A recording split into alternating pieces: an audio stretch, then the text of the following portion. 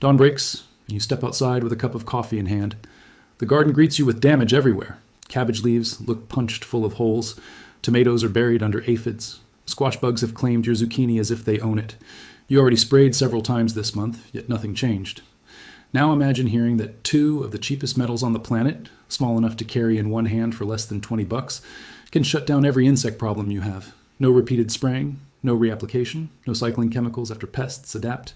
Amish communities in Lancaster County have used this exact approach since the 1860s.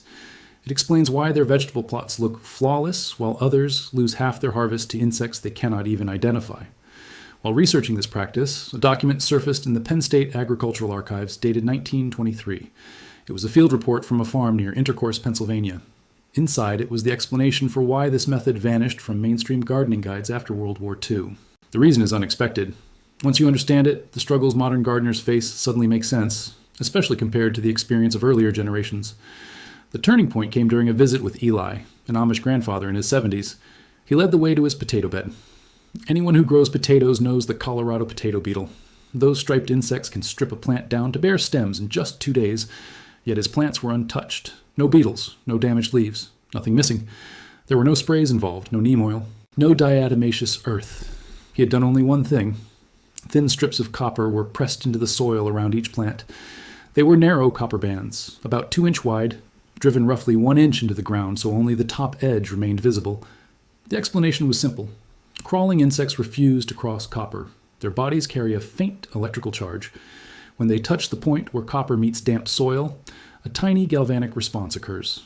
To the insect, it feels like a small electric jolt. Slugs react the strongest because the metal immediately interacts with their slime. Beetles, cutworms, earwigs, pillbugs, and even ants that manage aphids also avoid crossing it.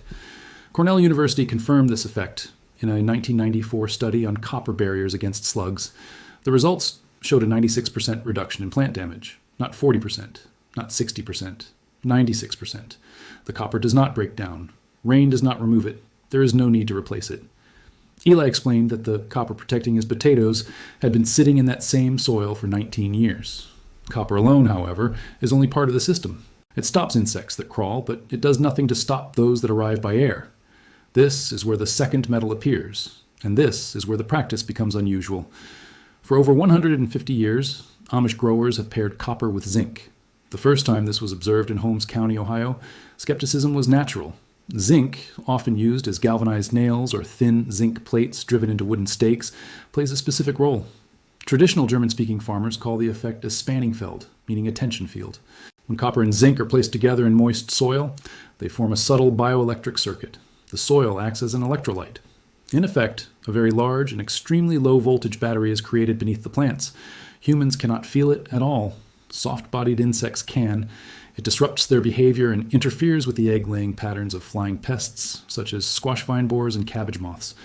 In 2008, Auburn University conducted soil conductivity testing focused on this interaction. Garden beds using both metals showed a 37% increase in microbial life and noticeably fewer pest problems compared to control plots. The researchers could not fully explain the mechanism. In their final report, they acknowledged that something was happening near the root zone that conventional entomology could not account for.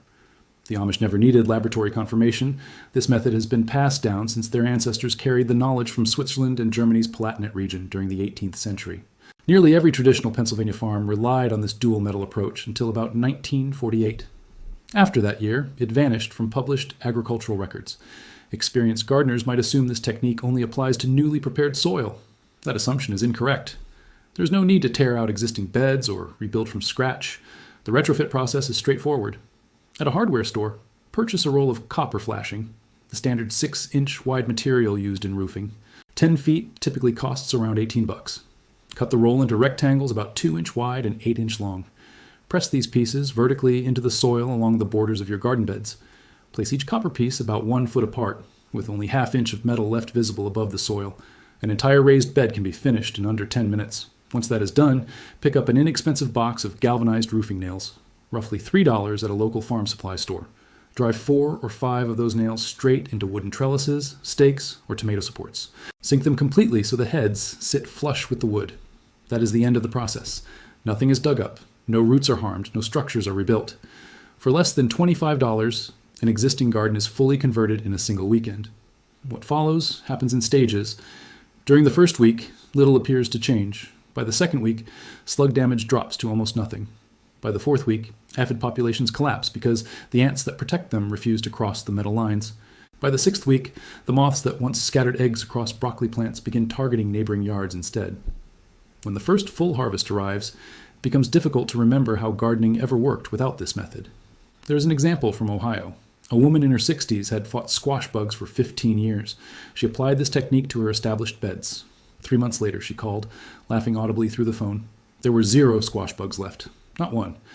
After a 15-year struggle, she said she felt cheated. Cheated by gardening magazines, university extension flyers, and major home improvement stores that kept selling poisons from the plumbing aisle. That reaction brings the story back to the 1923 records. Within the Penn State Agricultural Archives is a collection of field surveys written by county extension agents.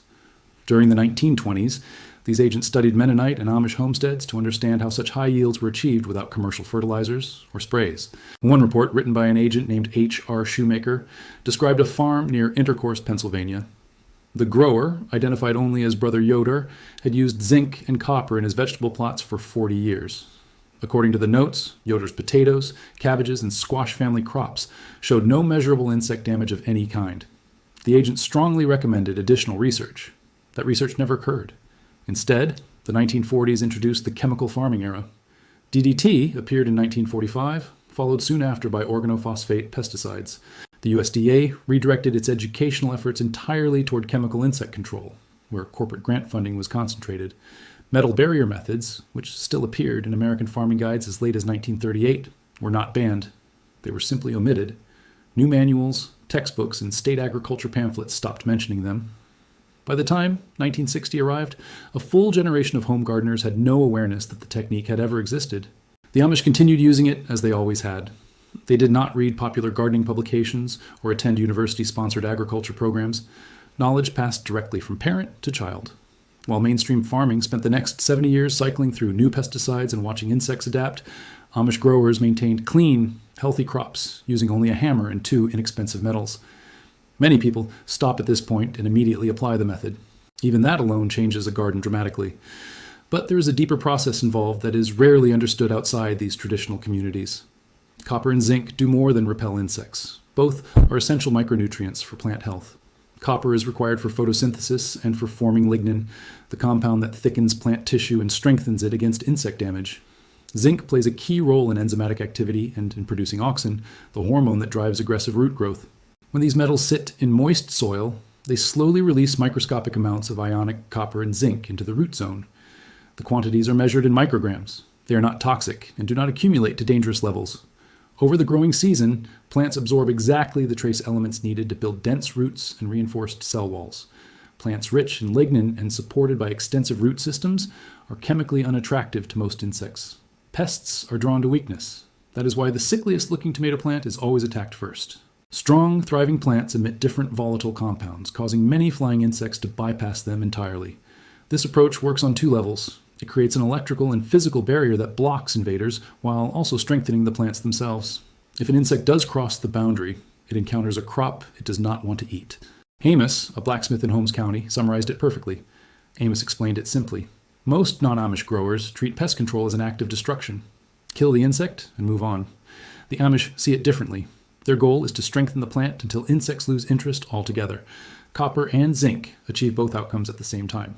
That balance is why the method survived for generations. Modern research now confirms what they practiced intuitively. In 2016, Ohio State examined low-input agriculture systems. Researchers compared nutrient uptake in gardens using buried zinc and copper against plots dependent on chemical fertilizers.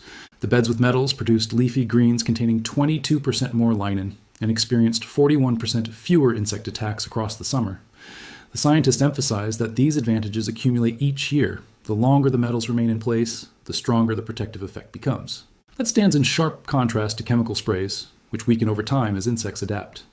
While many growers are stuck on an escalating cycle that grows harder every season, the Amish rely on a system that improves year after year. Before reaching the final archival detail, there's a critical placement rule that must be followed. This is where many people go wrong. When copper is used incorrectly, it is often laid flat on soil or wrapped loosely around a plant stem. That approach fails. Copper must be buried at least 1 inch into damp earth, with only a thin edge exposed. The electrical reaction only occurs with constant contact with moist soil. A dry strip resting on mulch does nothing. Zinc placement follows the opposite rule. It must be elevated. Zinc should be driven into wood no lower than 6 inches above ground and no higher than 3 foot.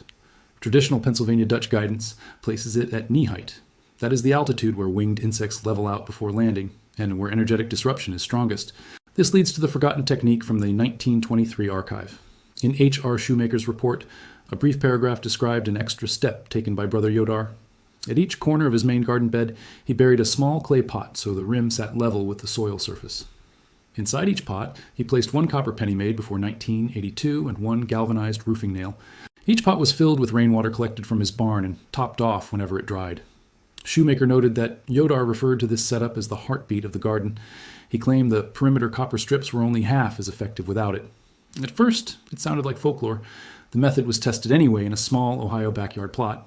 4 clay pots. 4 pennies, dated 1978. 4 nails. Rainwater. By the end of the first summer, plant vigor and overall health were clearly superior compared to beds using only copper borders and zinc stakes. The explanation came from a retired Penn State agricultural chemist in his 80s who remembered the early copper and zinc studies from before the chemical era. He explained that the corner water pots generate a distributed ionic field.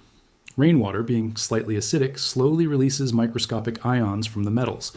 Through capillary action, the soil pulls those ions outward in expanding patterns. With a pot at each corner, those patterns overlap, spreading trace minerals evenly across the entire bed. Vegetables grown within that zone show a dramatic increase in systemic acquired resistance. In simple terms, the plant immune system operates at full capacity when nutrition is perfectly balanced. This technique does not appear in modern manuals or online guides. It survives only in an overlooked Pennsylvania file and in the memory of a handful of Amish families. It can be assembled immediately. 4 small terracotta pots, each 4 inch in size. 4 pennies minted before 1982, 4 galvanized nails. Rainwater. The cost is about $5. Installation takes roughly 20 minutes. As long as the pots remain intact, the system lasts indefinitely. Combined with copper edging and zinc set into wooden supports, this creates a self-sustaining pest defense that costs less than a single container of organic insect spray and functions for decades. The Amish did not invent organic farming. They simply continued using what worked while others spent 70 years chasing chemical dead ends. A struggling garden is not a sign of poor skill. It is often the result of knowledge that was quietly removed generations ago so new products could be sold every spring. If conventional advice always felt incomplete, the next step is clear. Apply this method. Observe the results firsthand. Share the approach with others who are fighting the same battles. Sometimes the most effective solutions are the ones that were never meant to disappear. Please leave your thoughts about this content in the comments below. Thanks for watching. See you in the next one.